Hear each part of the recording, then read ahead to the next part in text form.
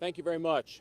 Now that the Afghanistan withdrawal debacle is over, we have to be sure nothing like this will ever happen again.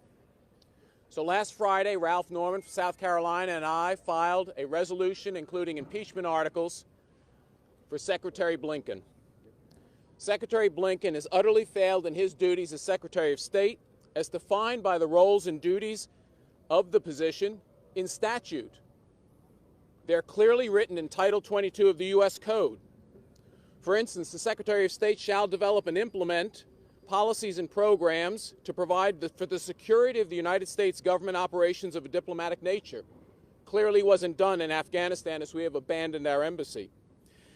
He's tasked with security responsibilities including, quote, emergency planning. Clearly emergency planning wasn't done.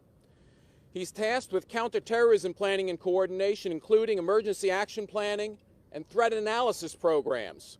Clearly not done in Afghanistan. And finally, the Secretary of State is responsible for overseas evacuations. Many people don't realize this. It's not the Department of Defense, it's the Secretary of State. The Secretary of State, the code says, shall develop and implement policies and programs to provide for the safe and efficient evacuation of United States government personnel, dependents, and private United States citizens when their lives are endangered. Such policies shall include measures to identify high-risk areas where evacuation may be necessary. Well, ladies and gentlemen, Afghanistan was one of those areas where evacuation was necessary. And even last week, we were told by the Secretary that no American who wants to leave will be left behind, and yet we know now that over 100 Americans who wanted to leave were left behind.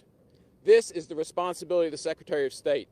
The Secretary of State utterly failed in his duties to develop and implement an effective, safe, and efficient evacuation plan, and he must be held accountable.